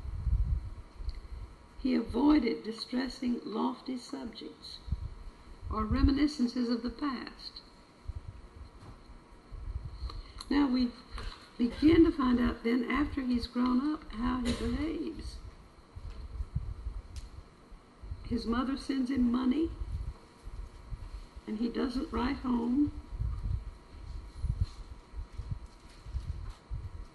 And very soon, some strange rumors reached Varvara Petrovna. The young man had suddenly taken to riotous living with a sort of frenzy. Not that he gambled or drank too much. There was only talk of savage recklessness, of running over people in the streets with his horses, of brutal conduct to a lady of good society with whom he had a liaison and whom he afterwards publicly insulted. There was a callous nastiness about this affair. It was added now that he had developed into a regular bully, insulting people for the mere pleasure of insulting them. Varvara Petrovna was greatly agitated and distressed, but Stepan assured her that it's just like the youth of Prince Harry in Shakespeare's play, who caroused with Falstaff. And so this seemed to comfort her for a while. And she listens to him eagerly and asks him to explain this theory more exactly, and she took to reading Shakespeare herself. But it didn't comfort her finally, and indeed she did not find the resemblance very striking. With feverish impatience, she awaited answers to some of her letters. She had not long to wait for them. The fatal news soon reached her that Prince Harry, her son, had been involved in 2 duels almost at once, was entirely to blame, for both of them had killed one of his adversaries on the spot and had maimed the other, and was awaiting his trial in consequence. The case ended in his being degraded to the ranks, deprived of the rights of a nobleman, and transferred to an infantry line. And he escaped only worse punishment by special favor. Now he somehow then succeeded later in distinguishing himself, received a cross, was promoted to a non-commissioned officer, and rose rapidly to the rank of an officer.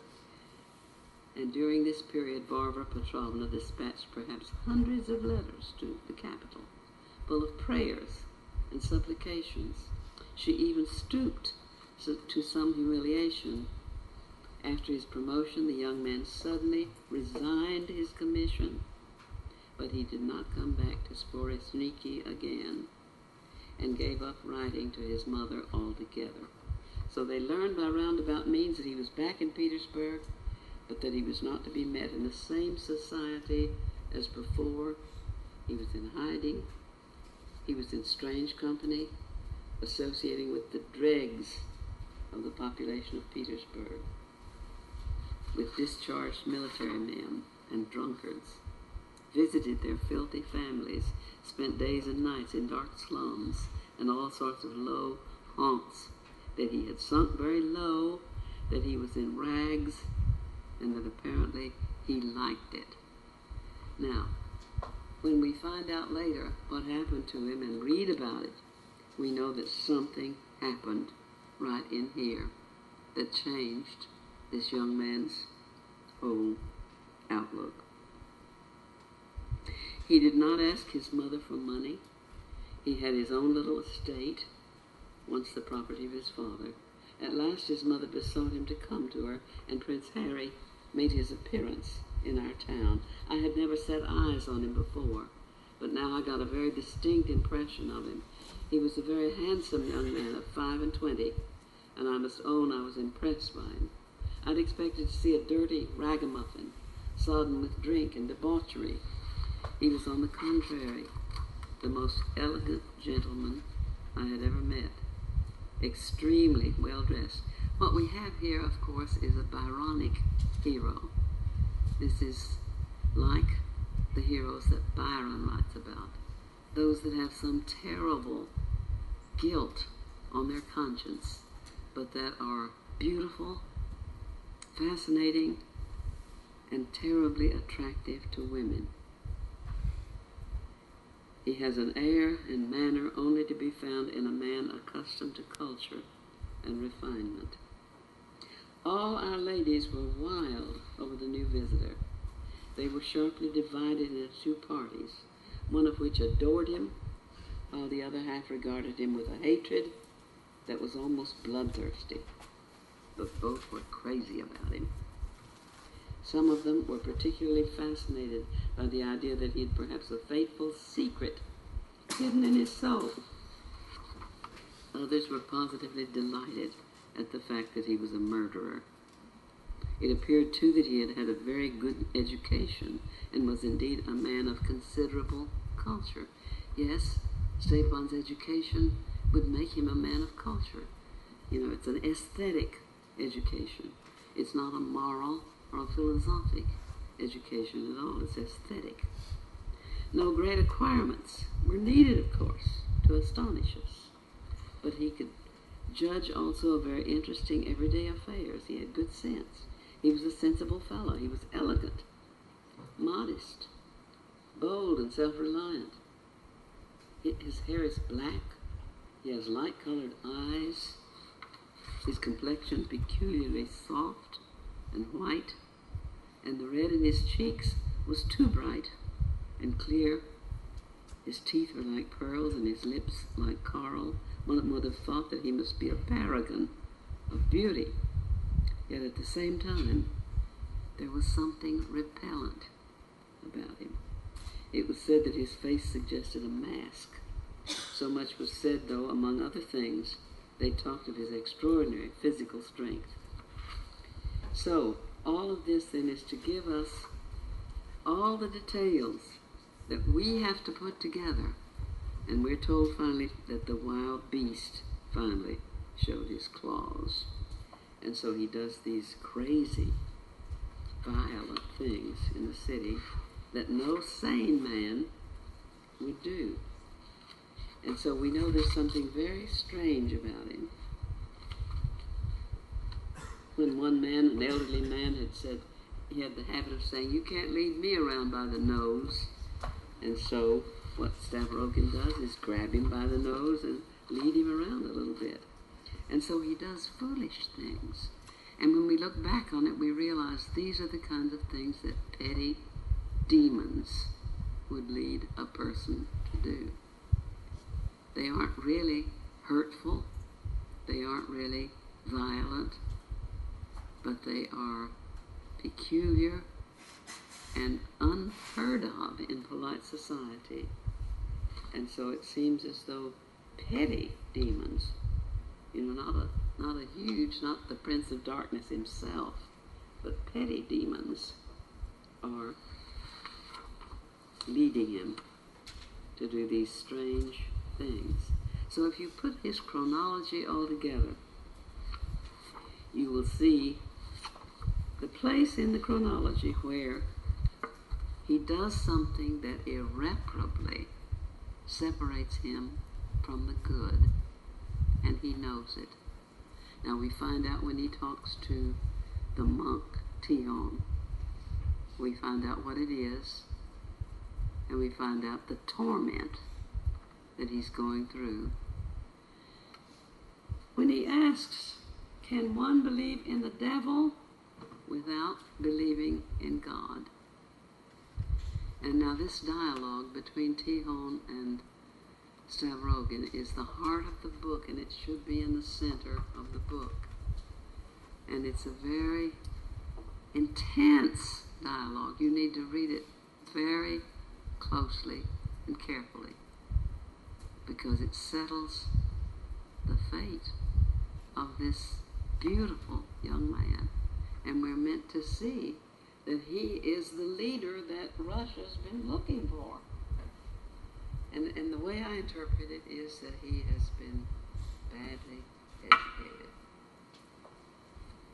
Okay, about that last part. So he did a terrible thing. The worst he could possibly do. He's not evil. No, he's not. Can you speak up, please? She said that Stepan does a bad thing in treating Stavrogan in this way, educating him in this way, but he's not evil. And Stepan is not evil. And you're going to see a change in him in the latter part of the novel. Now we need to look at the two quotations at the beginning, the two epigraphs to the novel. One is from the Gospel of Luke. I think that's all that was reprinted in your copy, but there's another one. But the Gospel of Luke is about the demons.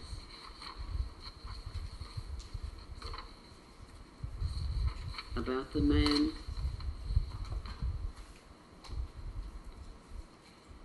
and there was then a herd of many swine feeding on the mountain, and they besought him that he would suffer them to enter unto them, and he suffered them. Then went the devils out of the man and entered into the swine, and the herd ran violently down a steep cliff into the lake, and were choked. When they that fed them saw what was done, they fled, and went and told it in the city and in the country. Then they went out to see what was done, and came to Jesus, and found the man out of whom the devils were departed, sitting at the feet of Jesus, clothed and in his right mind, and they were afraid. They also which saw it told them by what means he that was possessed of the devils was healed. Now I think when you read the latter half of the novel, you will see that it is Stephan, the teacher, who had the devils. And that we find him at the end of the novel with the devils having gone out of him and into the rebels that have thrown themselves over the cliff into the sea, so to speak. And we find him sitting at the feet of Christ. But we find the city destroyed, burned, and nearly everybody of any importance murdered. Now, before we go this evening, let's talk just a little bit about the mad girl, Lisa, the sister of Captain Leviathan. Mary. Thank you. Thank you. Mary Leviathan. She sits in front of her mirror. She has a deck of cards in front of her. She tells fortunes. She is obviously dreamy and kind of mystical. She thinks she had a son, a child, a baby, and that she took it to a lake.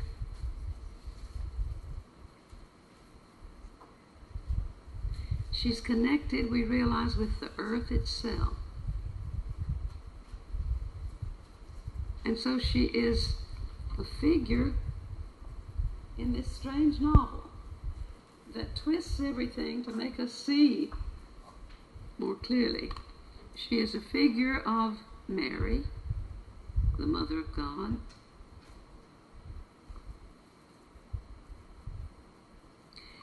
But she is seen through that light.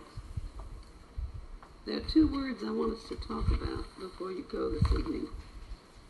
I thought I had where did my red pen go?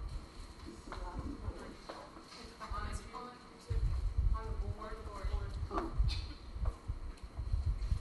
All right, there have been articles written about the use of travesty in this novel and heresy as ways of treating material. Now what I want you to see is we've talked about Dostoevsky's grotesque style. We've talked about his irony, that slight displacement of his material so that everything is a little off center. Now this is what travesty and heresy mean too.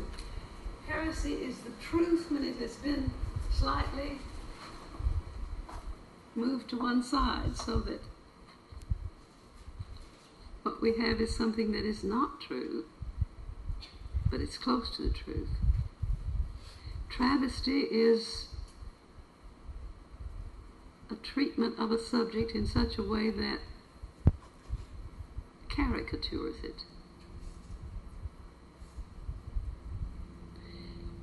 And so we find all through this novel indications of travesty and heresy.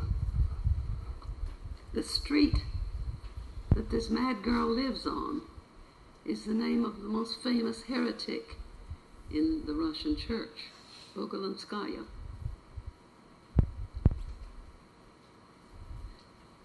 So all of the figures are displaced because Russia is displaced at this time.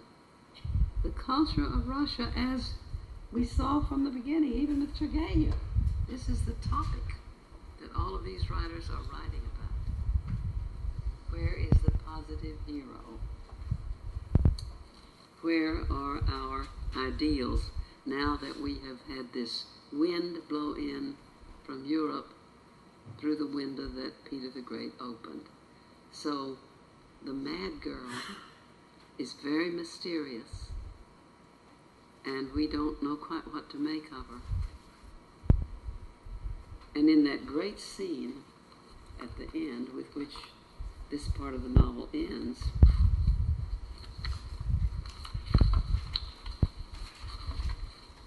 the mad girl is brought home into the drawing room, and all the characters assemble, and we have then a scene that is one of the best scenes in all literature, a terrible scene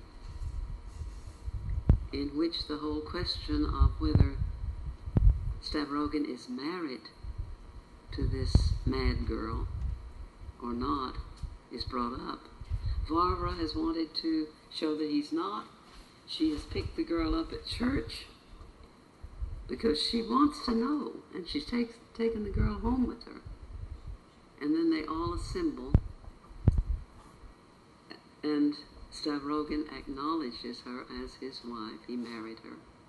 And then Peter, comes in and defends Stavrogan, but he is cruel to his father. And he says, when are you going to Switzerland? And then he says, are you being married? And so we realize that Varvara will know that Stepan has told his son about the arranged marriage. Varvara was going to marry Stepan off to Dasha because there was some scandal connected with Dasha and Stavrogan in Switzerland. And so in order to clear that up, Varvara, who thinks she can manage everything and decides that she owns Stepan. See, she has paid for his support and has taken care of him. She thinks she owns him.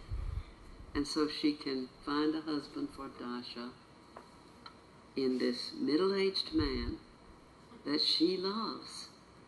See?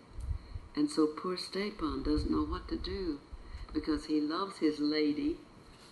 He's devoted to her, and yet he can't marry this young woman, Dasha. So he has confided in his son, Peter, and in a terrible betrayal, Peter then reveals that his father has complained to him, and Varvara is outraged. And so all of this is going on, and everybody comes in a scene that is the typical scene for Carnival. And at the end of it, Lisa, who loves Stavrogan, is in love with Stavrogan, and has been hoping that the rumors of what happened in Switzerland were not true, faints, goes into hysterics, and faints. And so there's the end of that Carnival scene. All right, so it's a wild, whirling book, but it is a brilliant book. And as I was saying, it seems to me that at the heart of it is this awareness that Stepan, as the teacher, has misled a whole generation of young people. Now what that would mean is that it's saying that Russia, in taking over, the Sistine Madonna is the symbol of it, in taking over the classical education from Europe and not really relating it to life at all or to reality is ruining these young romantics and turning them into people who go astray, because all of them are going astray because of wrong ideas. Well, I wish we had time to read more about Chantal and Kirilov, because if you look at Chantal, you'll see that he's very intense about the Russian Christ. And he thinks nobody can be Christian, really, if they're not Russian. And when Stavrogan asks him, but God, do you believe in God? What does Chantal say? He says, I shall believe in God. See, now what does that mean? That he's so intense in his belief in Christ, the Russian Christ, but he doesn't believe in God. Well, I think we're made to see that Chantal is too racially conscious, has turned his God into a Russian God, a specifically Russian God, the Russian Christ.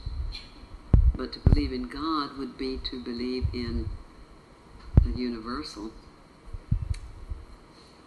Father over all people, and Chantal does not believe that.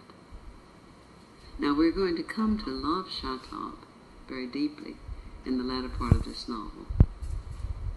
But he's wrong, and we're meant to see that he's wrong. And then Kirilov is the opposite of Chantal. Dostoevsky thinks in these doubles all the time.